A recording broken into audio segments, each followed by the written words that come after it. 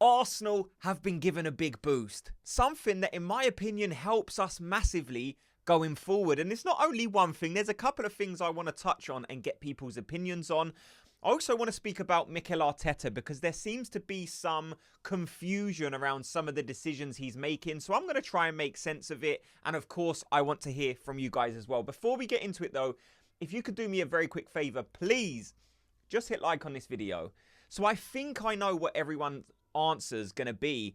And I'm going to start this off with a very simple question. I just want to know, who was your guys' man of the match for the game yesterday against Crystal Palace? I think most people are going to say Gabriel Jesus.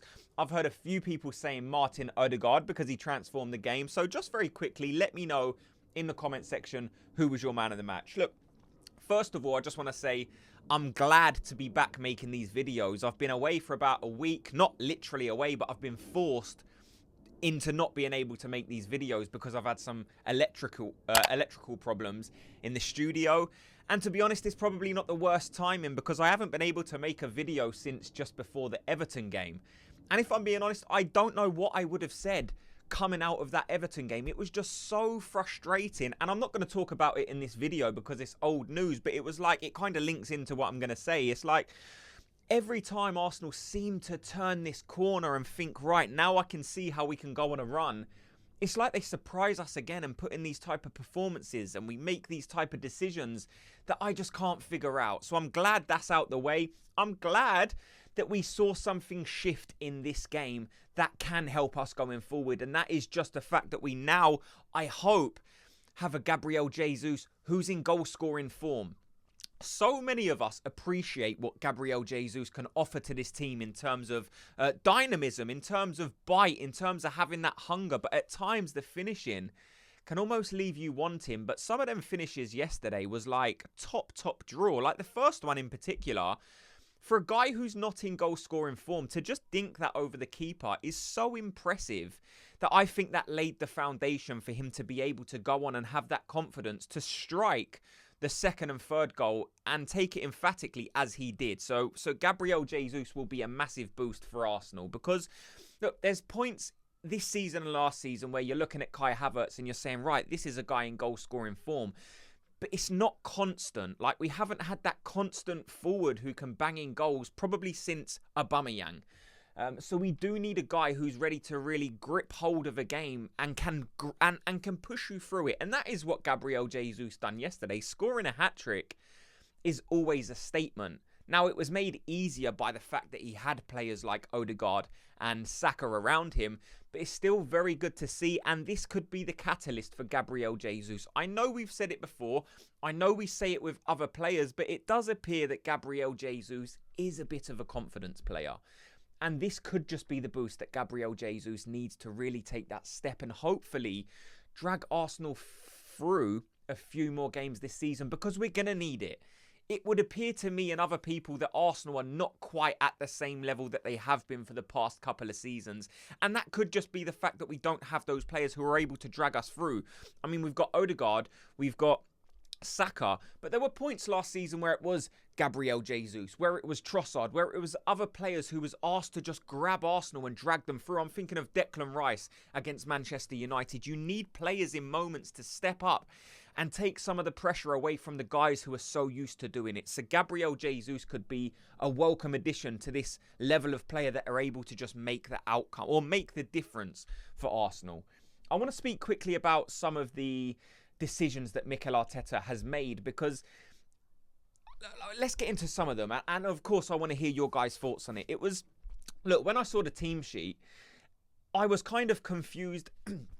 Although I do understand that Mikel Arteta can't win either way in that team selection, because if he picks a fully rotated team and he loses, everyone in hindsight will just say, well, you've changed too much and you've lost the game. So it is a tightrope that Mikel Arteta has to walk, because he has been accused this season and last season of people saying you don't rotate your team enough.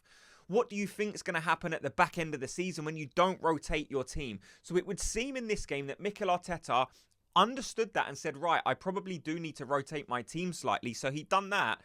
And you go 1-0 down in 3 minutes. Then all of a sudden the pressure is at a different level, because like I said, he needs to rotate.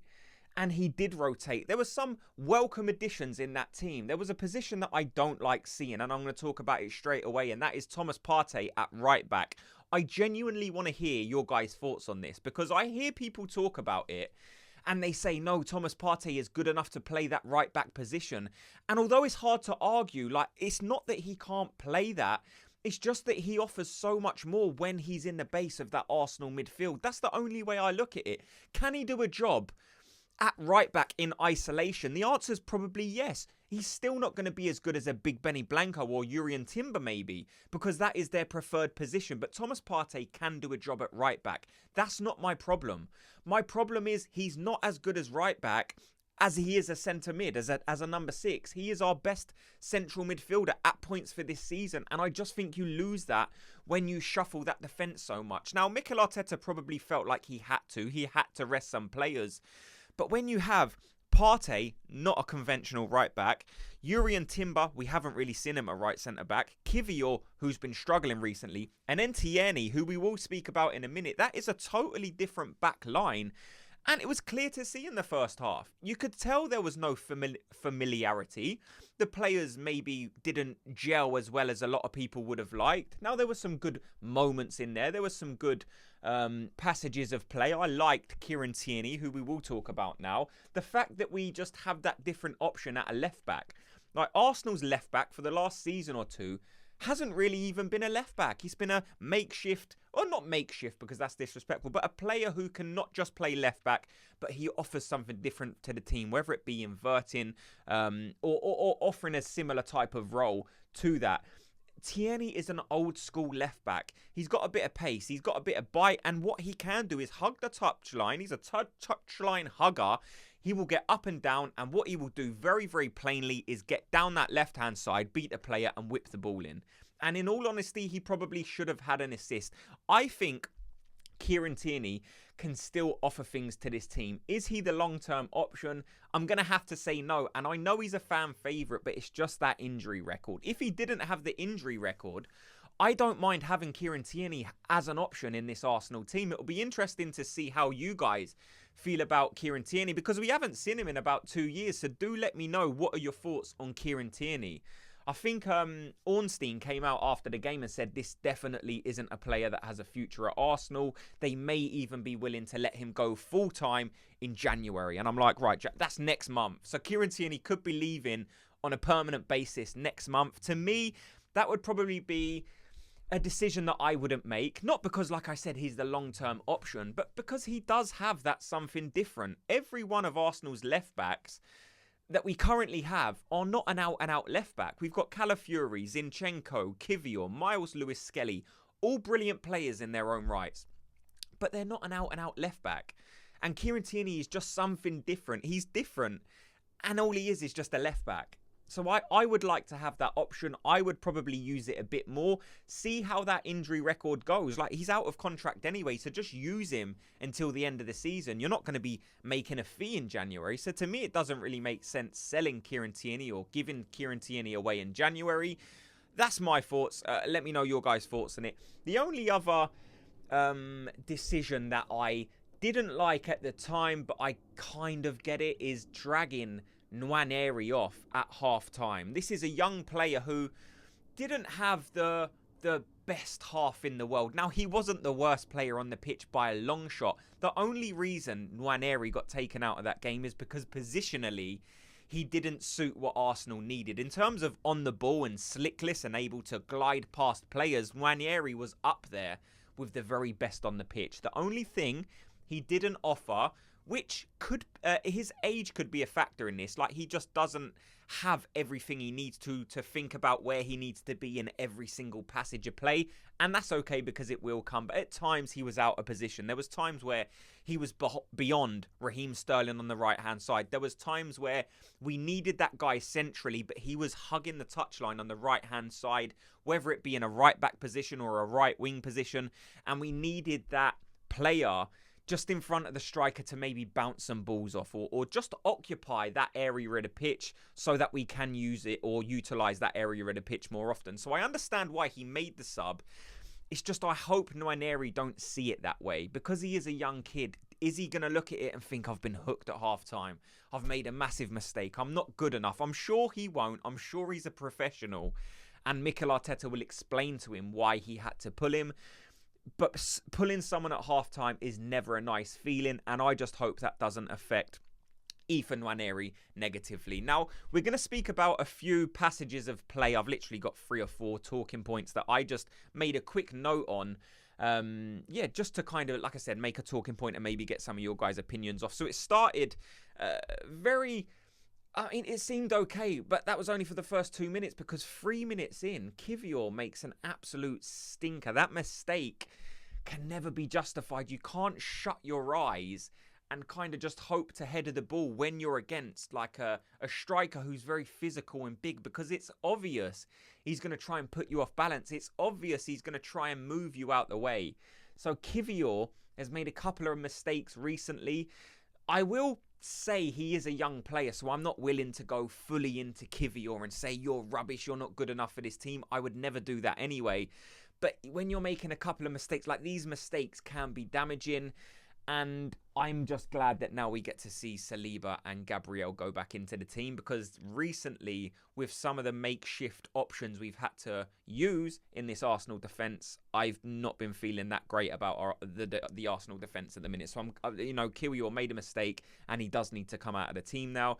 The Sterling free kick, that was, one of the main talking points, because the first kind of 35 minutes were a bit droll. We didn't really have much we could offer in terms of that first half performance. I actually thought it was very, very poor from Arsenal. Lacked creativity, lacked that spark. Like I said, the huge gap in midfield, not just from Nwaneri, but from other players as well. It just didn't seem to be flowing. And at that point in the game, I couldn't really see where the goal was going to come from.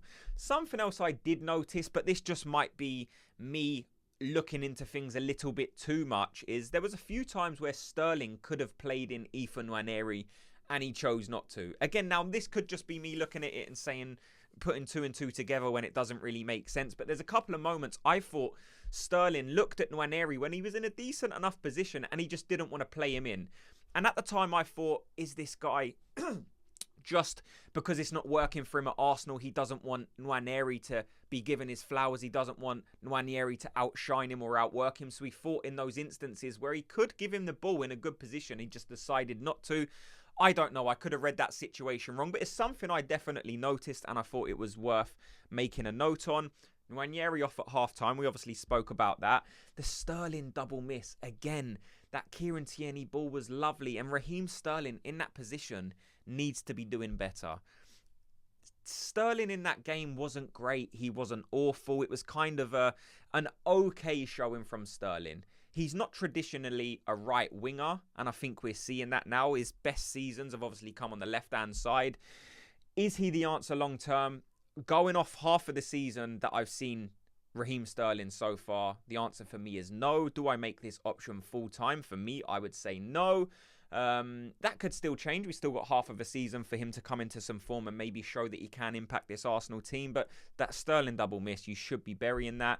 And then we had the 3 Gabriel Jesus goals. Again, I'll touch on them very quickly. The first chip, which we've spoke about, and the second and third one are very similar goals. Strike it across the keeper, which is what I thought he was going to do on the first one. Again, 3 brilliant goals for Gabriel Jesus, and hopefully this kicks him on, like I said, to get in a run of form where he's forcing the manager to pick him. We've got Crystal Palace again, and that's another boost. The fact that you're beating them with not your first team out on the pitch, that's a motivation. That is like you're going into that game thinking we can beat this team.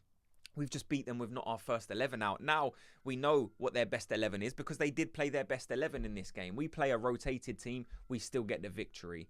So we'll see how it goes on the weekend. We'll obviously do a match breakdown leading into that game. But let me know your thoughts on everything you've heard in this video. Let me know your thoughts on the game yesterday. What did you like? What didn't you like? Thanks so much to everyone for watching and listening. Before you go, like I said, if you could do me a very quick favour and just hit like and subscribe, and I'll speak to you all in tomorrow's video. Gooners, have a good day.